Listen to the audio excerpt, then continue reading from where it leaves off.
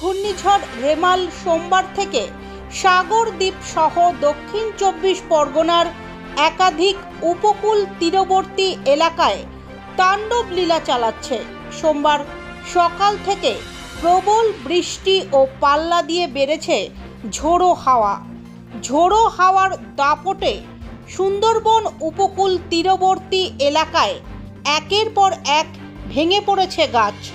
গাছের ডাল ভেঙে বাড়িতে পড়ে মৃত্যু হয়েছে 80 বছর বয়সী এক বৃদ্ধার। মৃত ওই বৃদ্ধার নাম রেণুকা মণ্ডল, বাড়ি দক্ষিণ 24 পরগনার মৌসুমী দ্বীপের বাগডাঙ্গা এলাকায়। স্থানীয় সূত্রে জানা গিয়েছে, সোমবার সকালে বাড়িতে বসে খাওয়া দাওয়া করছিল বছর 80 রেণুকা মণ্ডল। সেই সময় বাড়ির পাশে থাকা একটি গাছের মোটা ডাল ভেঙে বাড়ির ছাদে অ্যাডভেস্টারের ওপর এসে ভেঙে পড়ে। এরপর অ্যাডভেস্টার সহ গাছের ওই প্রকাণ্ড ডালটি রেণুকা মণ্ডলের বুকের ওপর পড়ায় ঘটনাস্থলেই মৃত্যু হয় রেণুকা মণ্ডলের।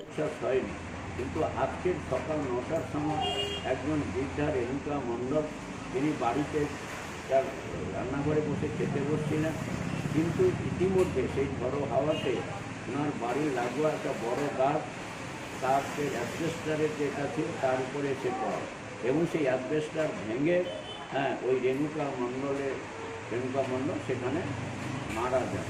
তার বয়স 80 বছর। এটাই হচ্ছে দুর্ভাগ্যের বিষয়।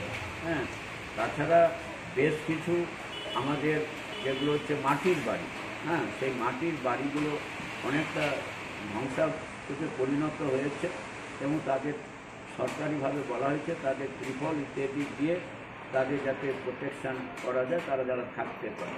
কারণ এই জায়গাতে দাঁড়িয়ে আমাদের মাননীয় মুখ্যমন্ত্রী তিনি প্রতিনিয়ত যোগাযোগ রাখছেন যে মানুষজন যাদের যে ক্ষতিগ্রস্ত যারা হয়েছে তাদের জন্য উপযুক্ত ত্রাণ ব্যবস্থা জেলা প্রশাসনের তরফ থেকে ডিএমের মাধ্যম দিয়ে, এসডিওর মাধ্যম দিয়ে, তিনি ব্লক প্রশাসনের মাধ্যম দিয়ে সেই সমস্ত দুস্থ মানুষের কাছে খাবার পাঠিয়ে দেওয়া।